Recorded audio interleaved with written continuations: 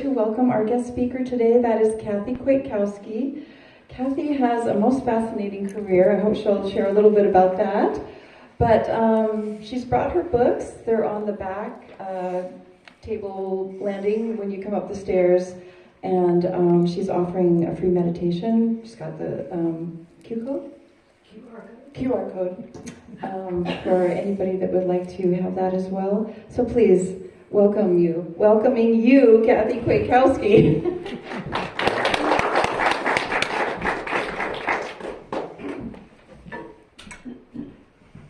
Is it okay if I stand out here instead of behind her? Can you hear me okay if I don't use a microphone? I have a pretty... No? Okay. I will use the microphone. Can our... Yeah. Okay.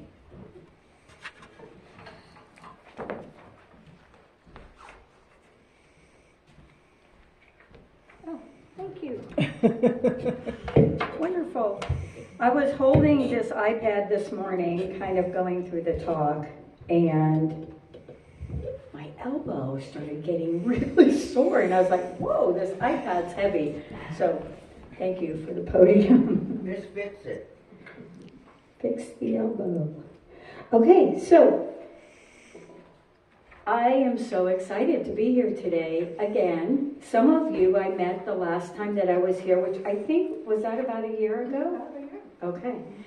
So I'm just very excited to be here today to talk to you, talk with you, share with you these ideas around having a magical, inspired life and what that means.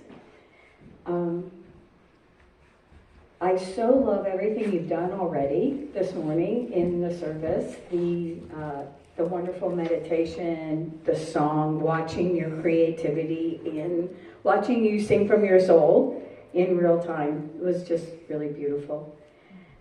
So I'd like to take a moment to expand a little bit on what we already did with the guided meditation, just for all of us to settle into a vibration together before we go into words. So let's either take your gaze softly down or close your eyes. And we're just going to take a moment to drop into the breath.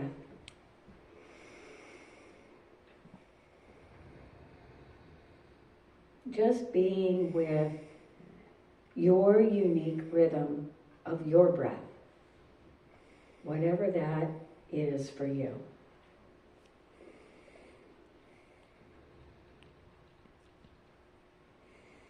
Drawing all your awareness inward.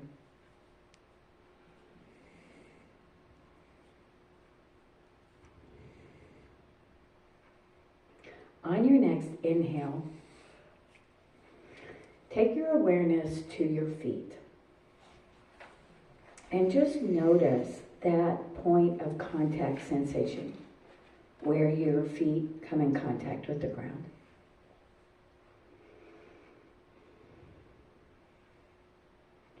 Maybe wiggle your toes a little bit.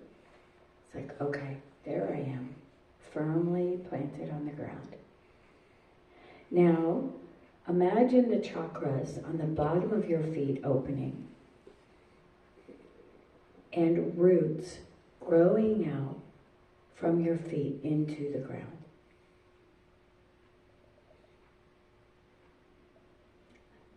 And as you breathe, with every breath, those roots will grow deeper and wider. Just allow that to unfold.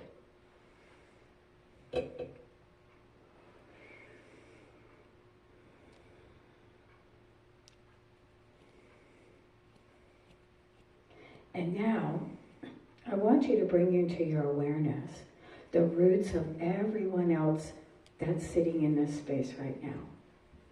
And see those roots creating a web, a network together.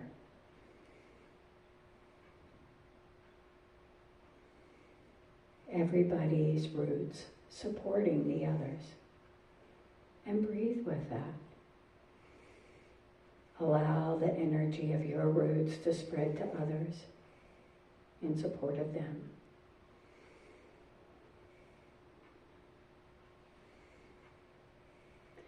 Now on the next inhale, breathe the energy of the earth through those roots all the way up into your belly, and let your belly expand like a balloon. Beautiful. And then breathe it back down into the earth. And let's do that one more time. Breathe that earth energy up into your belly. Let it really expand. And on the exhale, pull your belly into your spine and shoot that energy down into the earth. You are now firmly grounded. On your next inhale, bring the breath up to that area right between your heart and your belly, your solar plexus. And hold the breath there for a minute. And then breathe it back down. Breathing back up into the solar plexus. And this time, exhale out through your chest, your throat, your head, all the way out through the crown chakra on the top of your head. And feel how that takes you from this grounded place to a more expansive energy.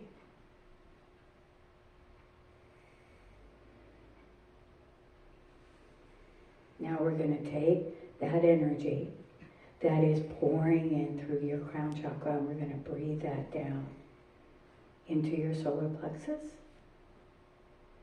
Exhale down into the earth.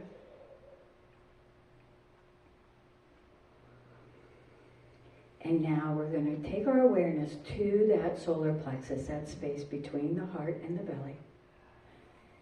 And this time, on the inhale, imagine that you're breathing in energy from all directions, front and back, above and below, left and right, all into the solar plexus. And on the exhale, just let that energy ripple out as far as it can go.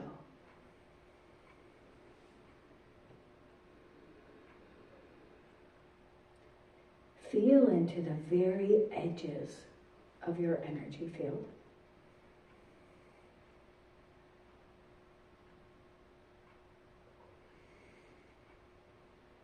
When you're ready, breathe all of that back in to the central channel of your body and exhale it down into the earth, rooting you one more time, planting you here on the earth.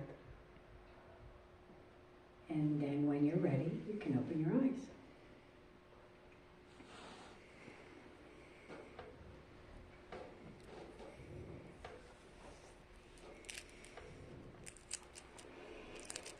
So welcome to your brilliance, right? Feel that for a minute. This is what we're going to talk about today, this idea of being in the wholeness of who you are.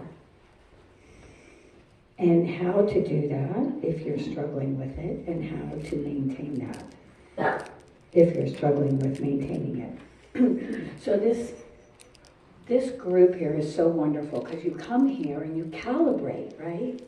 You're all on the same, you have the same agenda.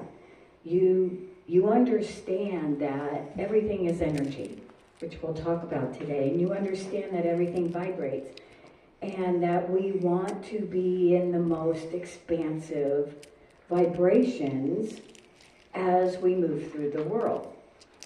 And so I feel like today I get to do something that's so fun because everybody's kind of already calibrated there, and we get to just build on top of that. Let me tell you a little bit about me for those of you who don't know me. I am a trauma recovery therapist, mental health counselor, have been for over 35 years.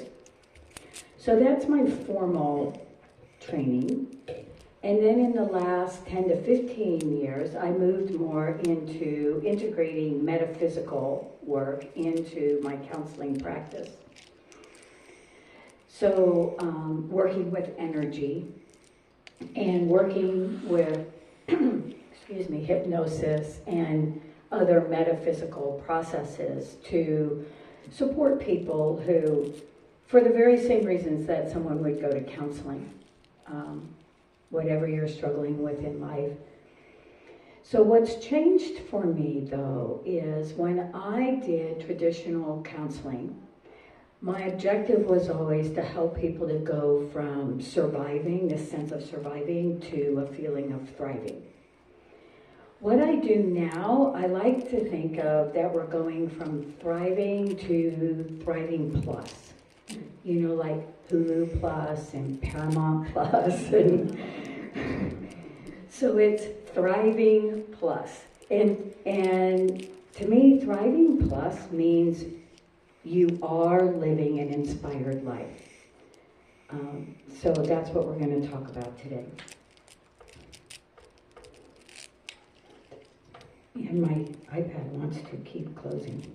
So, okay. So I'm a licensed mental health counselor. I'm a hypnotherapist. I do past life regression.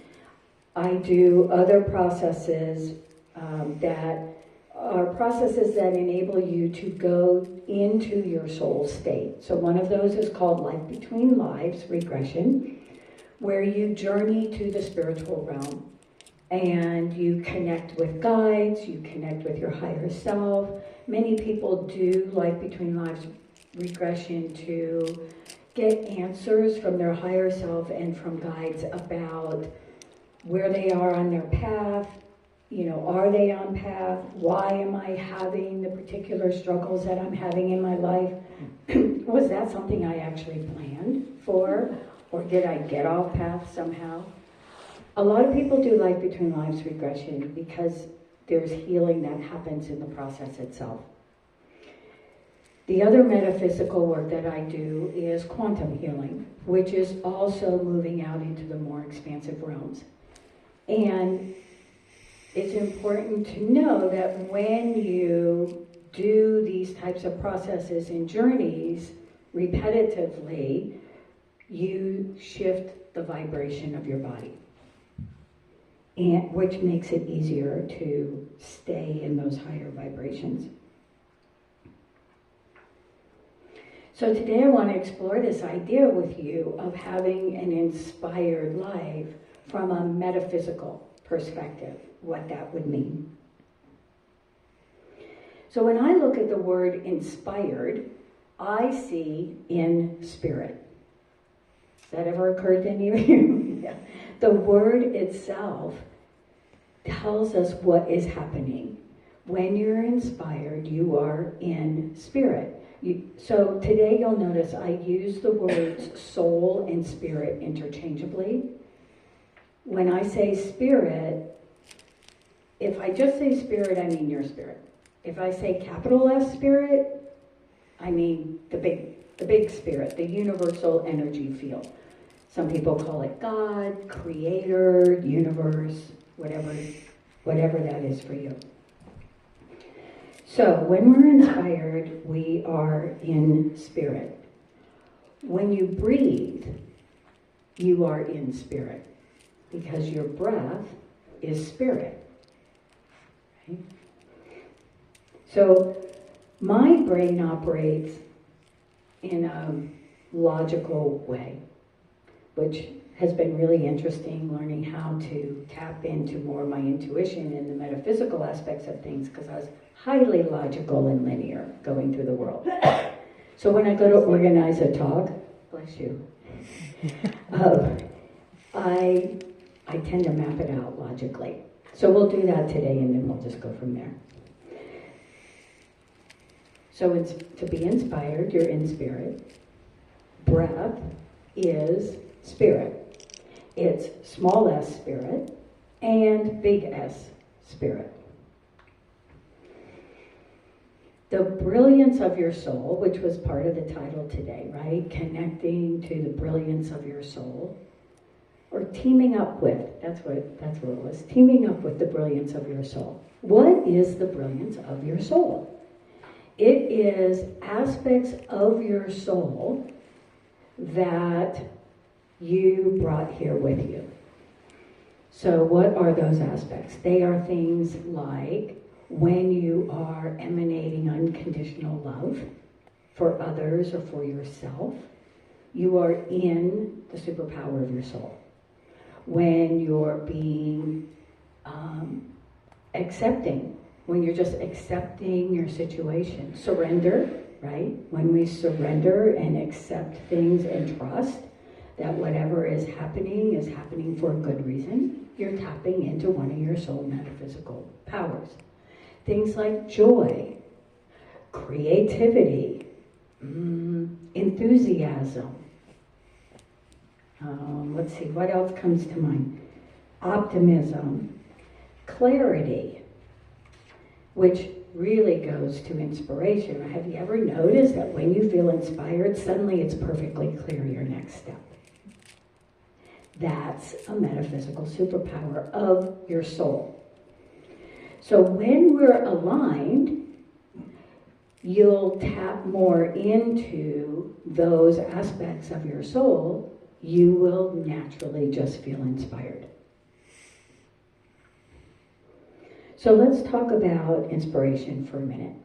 Inspiration is being in spirit, and there's 5 things I want to talk about with this. First off, inspiration is always flowing.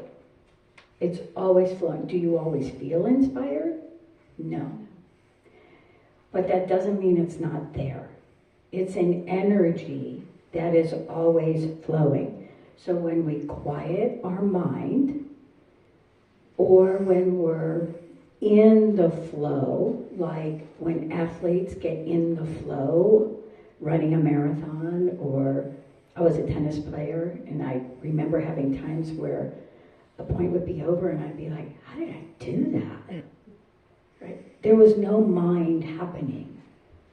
It was the spirit moving me.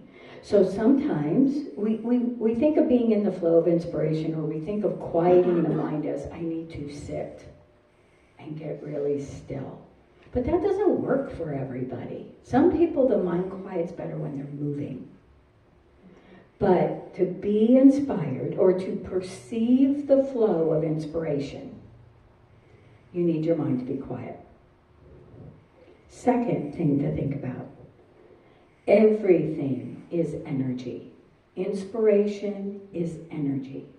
You are energy. Your physical body is an energy field. It's just the densest form of energy. So you have multiple energy bodies. You have your physical, dense energy. You have the energy that runs through you. That's your chakra system. It enlivens all your cells. It makes your heart beat, your blood flow, all of that. And then beyond that, you have your emotional energy body. Yes, emotions are energy. And you have your mental energy body. Thoughts are energy. Everything is energy. And your individual, which is not even an accurate way to say it, because none of us are separate from the rest, right? We're all one energetically. But your human energy field is connected to everything. You're all energetically connected to each other right now. We call it entanglement. Energetic entanglement. And we are all entangled with the unified energy field. It's all the same thing. So, if inspiration is always flowing and everything is energy, how come we don't always feel inspired? Depression. What's that? Depression. Depression. We'll get there. Thank you. It has to do with what has gotten into your energy field based on the negative experiences that you've had in your life. And based on who you are as a soul. Some of us, we came in and you came into your human body, and the energy that you brought in and the way it interfaced with your brain and with your nervous system, you ended up being more sensitive. There's some theories about why that is. One theory is people that are highly sensitive brought in a bigger portion of their energy field with them. So that's why they kind of have these bigger feelers going on. So whenever you have a negative experience, you have a thought about the experience. Those thoughts, when you practice them over and over and over again, become beliefs. And those beliefs create, some people refer to them as blockages, others refer to it as gaps in the flow of the energy through the body. So remember that energy is always flowing. You are energy. And you can have these gaps or these blockages that make it harder for you to feel your connection to that inspiration. The blocks and the gaps also can lead to illness and disease and things of that sort. So this is why we do chakra clearing, and we use crystals, tuning forks, we do chanting. This is why singing is so powerful, because it shifts your vibration. It's why we do breath work. And it's also why you might do a Reiki session. Or Qigong, perfect example, right? So in my practice, I do Qigong every day. I tune into the Reiki energy, because I'm a Reiki master, so I take time and I tune into that. I scan my field to see what's happening. Where do I want to take awareness to breathe through that place? It's like, although I've never thought of this before, it's like, you gotta change your oil in your car every once in a while, right? It's kind of like an energetic oil change. You just want things to be flowing. Okay. So I totally got off track. I think I combined a couple of things, but that's okay. So negative experiences, we have ways to clear that, and that's a big piece of having an inspired life. So when you gather with a group that is a higher vibrational group, which I would say this group is a higher vibrational group, some of those gaps or blockages can just start to fill in because you support each other energetically. But then something happens when you walk out the door. It doesn't feel as good, right? And so that's why it's so important to be really focusing on your daily practices as you move through the world. The next piece.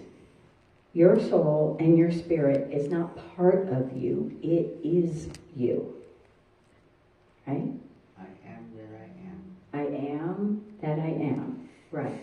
So when we come in, we bring a portion of our energy with us.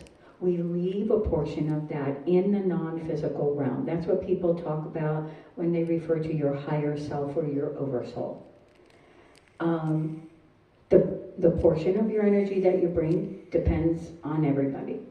And there's lots of different thoughts as well about, I'm not going to get in the weeds about that, but that you could actually be living multiple lifetimes in different dimensions right now.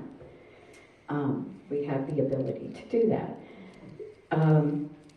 So you are your spirit.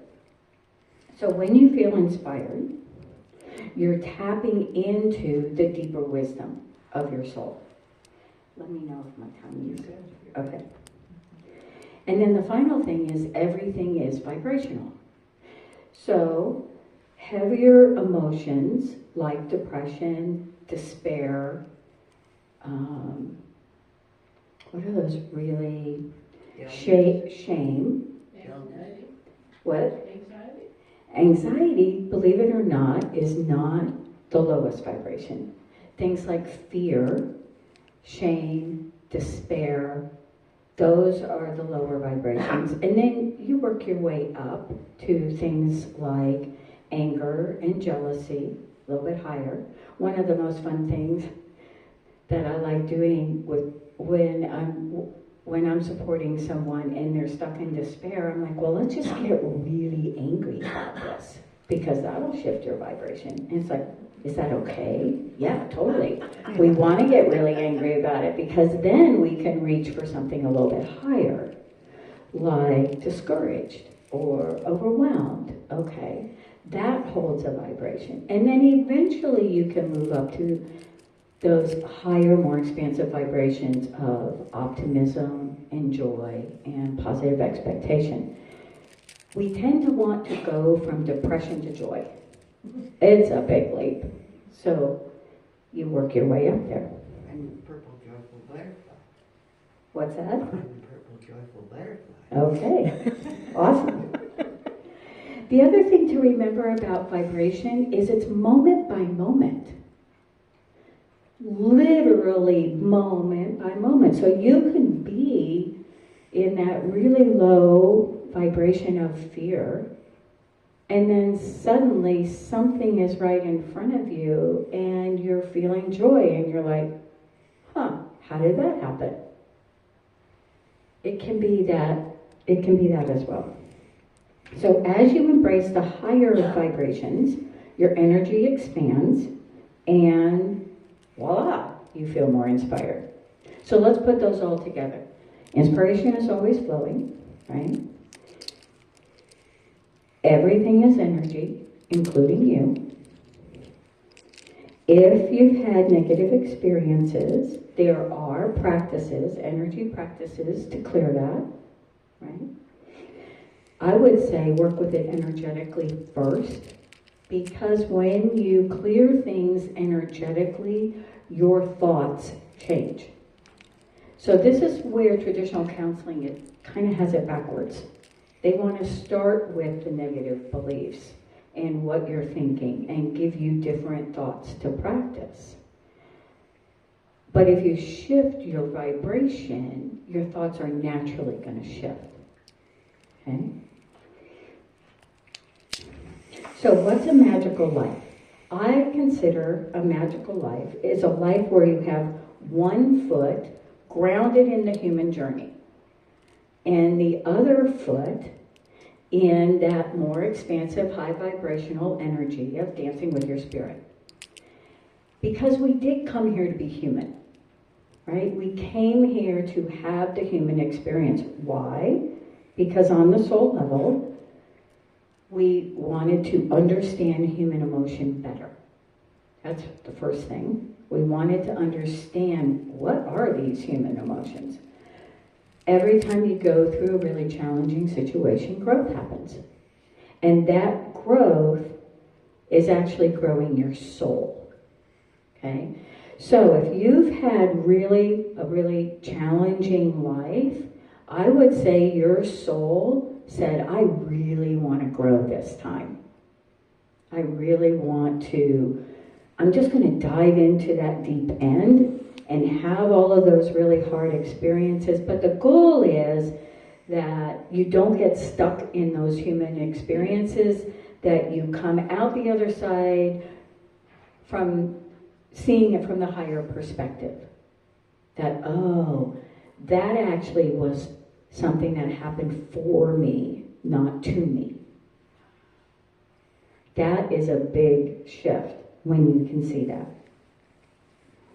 So, when you have a foot in both worlds, you have that full human experience where you're growing, and simultaneously you get to feel supported and guided. And the key to doing this is to do the practices and the processes that clear your energy.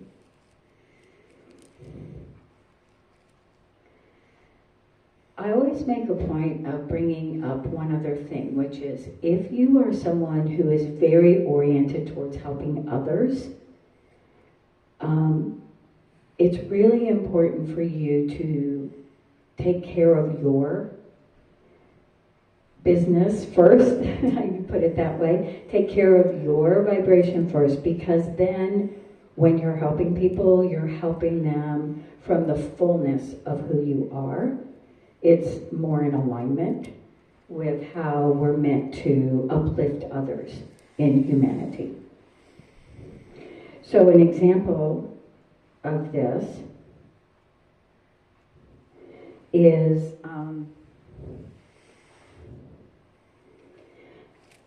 so if I think back about the work that I did with clients, when I was doing traditional counseling, I was not working for my wholeness. I had good intentions, but I wasn't bringing in everything that could be available to support them and uplift them. So as I've worked with the processes and more consistently in an expansive vibration, it's much easier when I'm supporting someone else for them to tap into that because we are entangled and to feel that expansiveness. You guys feel this when you have people in your life who, when they show up, it's like, why is it that person just walking in the room, I feel better? You have people in your life like that? Yeah. That's how it works. You want to be the one walking in the room that everybody goes, oh, thank goodness they're here. I feel so much better now, right? And all you're doing is bringing your beautiful energy that you have really cultivated and curated to bring to the world. So the primary contributor to suffering is right here between our ears, right? It's the thoughts that we have that we practice over and over again. Now, some of these thoughts are so subconscious, and that's where the energy work and the hypnosis work and the quantum work really comes in handy. Because you can have negative beliefs that are operating subconsciously, that are creating those gaps and those blockages, and you don't even know that it's happening. How can you know it's happening if you're not feeling inspired? If you're having chronic illness, I guarantee you there are blocks and gaps happening in your energy field.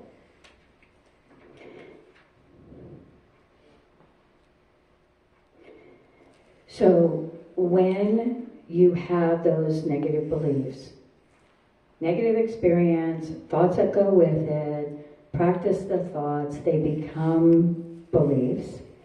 What happens is you become more reactive. And then you start wanting everybody out there to change so that you can feel better. And if there's one thing that I say this to every single person, when you look to the people outside of you to change so that you can feel better, you are giving away all of your power. All of your power. Because you have no control over what they do. What you have control over is what's happening in here. You also have, when that mirror is coming right back into you? Yes. Yes, so that's a very good point. When things come into your personal experience, when negative events come into your personal experience, they're there to serve you. They're there to show you something. They're there to, it may be that what you're looking at that's bothering you is actually going on inside of you. It's just gotten projected out there so that you can see it and work with it. It can also be that negative event is happening because there's a part inside of you that still is in need of healing. And when that event happens out there and it triggers you on the inside, if you can get to a point where you go, oh, thank you for showing me that there's something inside of me that is needing attention. So I'm going to talk about that in just a minute, because that is a big piece of having a magical life. If difficulties aren't a problem,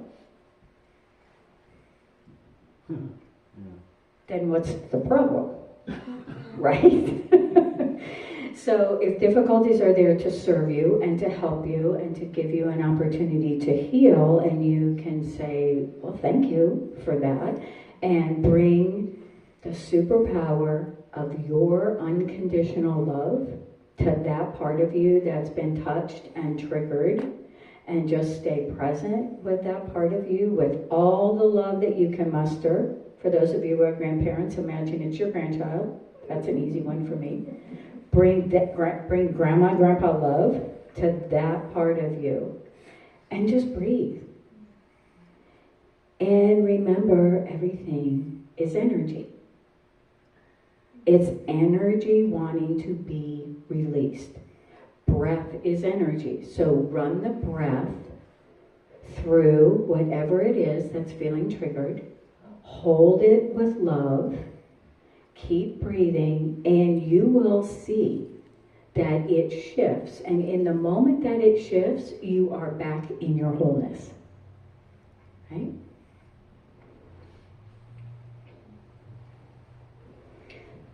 Yes. I've been going through something for the last couple of weeks, and I was feeling deep sadness. And I've been doing that too. And I wanted to feel it because we get so caught up in other things, and I wanted to know what it feels like. And so that's kind of, I understand what you're saying, because it identifies with where my heart is at. And so I wanted to really be clear with that with me, because for a while there was time when I shut it all off. And now it's coming out. And I want it to come out so I know what it is to help me heal it and move forward. Absolutely. That's beautiful. And if you remember that emotion is energy, and to be healthy, you want energy flowing.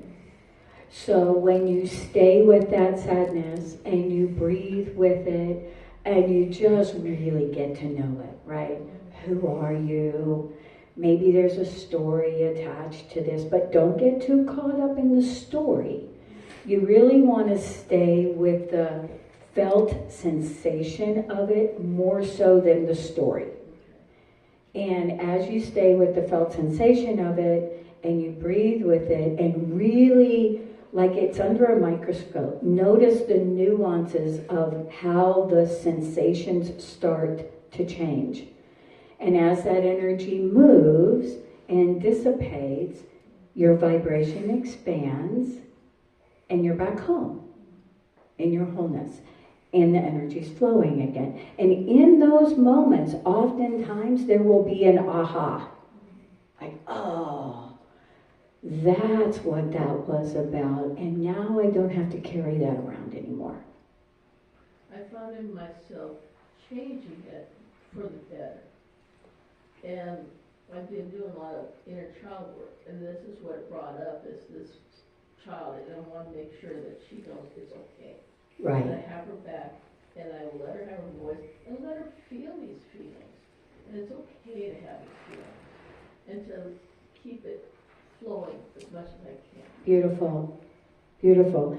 And when you think about sadness and crying, remember that, you know, we are made up of 70% water. And the water in us holds wisdom. And tears are water. And you want the waters to flow. We don't want to, if we resist that, it gets trapped in the system and it causes difficulties.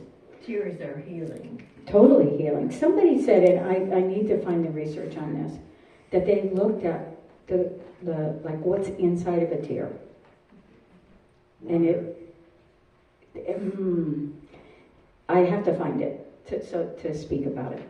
But it was very cool. It's very meaningful. So I want to talk just really quickly about conscious and unconscious negative beliefs. We are pretty familiar with our stories, and we can pretty easily consciously go, oh yeah, I probably have that negative belief. But a lot of our negative beliefs are really stored in the subconscious. So one of my negative beliefs from my childhood was, I'm on my own. I did not know that was there until I did regular trauma, traditional trauma recovery work. I needed to do that traditional counseling to clear that negative belief in order to benefit from the quantum healing and the LBL work. Why? Because when I went to go do an LBO where, you're going to go and connect with guides, well, imagine if you're carrying this core belief of I'm on my own, I got to do it myself. Surprise, surprise, no guides showed up. Right? So sometimes you do need to do the traditional counseling before you do the metaphysical practices. At the same time, I will say I have seen people and worked with people who have not done any traditional counseling, and when they transcend the conditioning from their human experience and they move fully into their soul, that other stuff just falls away. So, there you go. I can't tell you which way to go. I can tell you everybody's different. But I will tell you that if you do things like past life regression and LBO work and quantum healing repetitively, you start to really feel into how to be in your more expansive vibration as you move through the world. So, what does life look like when you're able to do that? First off, you become more able to see that everything going on in your personal life, in the world, you can see it from a broader perspective. It has a different meaning. Secondly, life becomes clearer, more manageable. The suffering of being trapped in your mind eases. Your reactivity can change. You become more able to stay in a place of joy and positive expectation. And you find yourself noticing more beauty in the moment, seeing that moment by moment. And to me, that's what I call a magical life. So, does this mean that you're never going to get upset? You're never going to get triggered? No, it does not mean that at all. What it does mean, though, is that you'll be aware that something has shifted. You'll go, oh, remember you want a foot in both worlds? Well, when we get triggered and upset, we are fully in the human experience, right?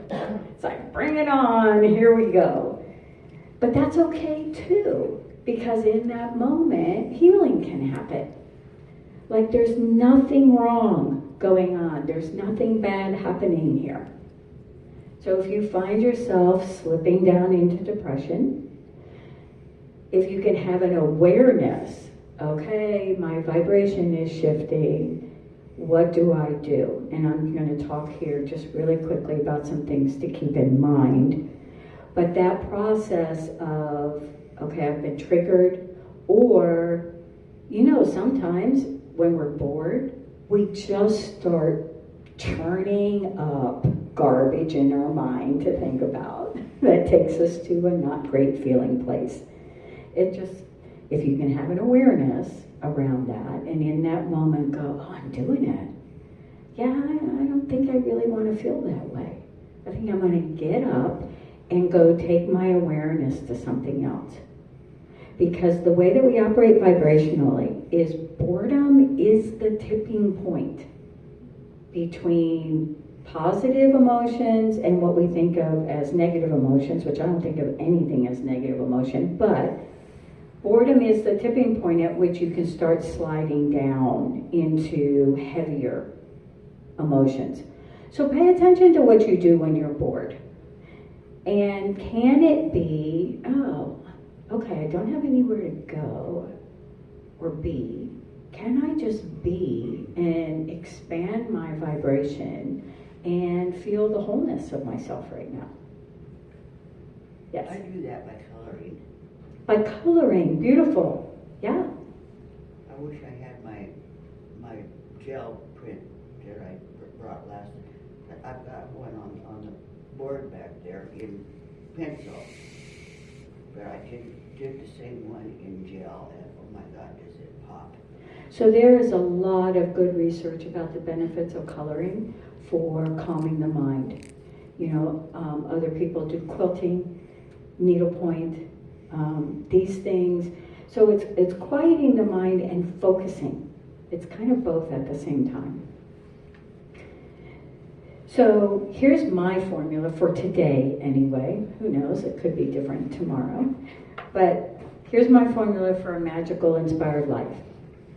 First, do the processes and practices to proactively keep your energy clear and keep it flowing. So that's that flow of your spirit and the inspiration. And remember, inspiration's always flowing and your spirit is always there. Secondly, nurture your relationship with your own soul. Get to know it. Spend some time with it. Let it be your best friend. And there's different things you can do for that. In the moment of upset and triggering, team up with the brilliance of your soul to bring the energy of unconditional love present. Hold that part of you that's struggling. Healing happens in those moments when that energy of that emotion's released and you're back in touch with your wholeness. And then finally, do practices and engage in activities that keep you connected to higher, more expansive vibrations. And that actually also includes who you hang out with, right? Who you hang out with matters. So as you do these things, you'll be able to see the beauty in each moment, and life will just feel more magical. There you go.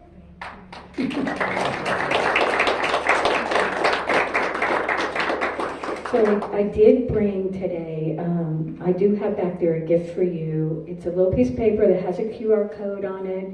If you scan that QR code, it'll take you, looks like that. It'll take you to a guided meditation it's a meditation designed to connect you, help you connect with your soul, help you to perceive that connection with your spirit. And it is downloadable. So you can just download it onto your phone and use it whenever you want to. When you think about vibration, notice what happens in your vibration as you are exposed to different things, whether it's the meditation or what type of music do you expand. Just start being curious about what's happening in my energy field right now. And I will say one more thing. If you find yourself not feeling inspired, feeling uninspired and stuck, and life is not at all magical, in that moment, ask yourself, okay, what am I thinking about? What am I focusing on? And see if you can't shift to focusing something different and letting go of that thought. And maybe that means you listen to a meditation, or you go take a bath, or you go for a walk. Walking in nature, sitting by water will naturally enable your system to let go of what's holding you down, and then you're more able to expand.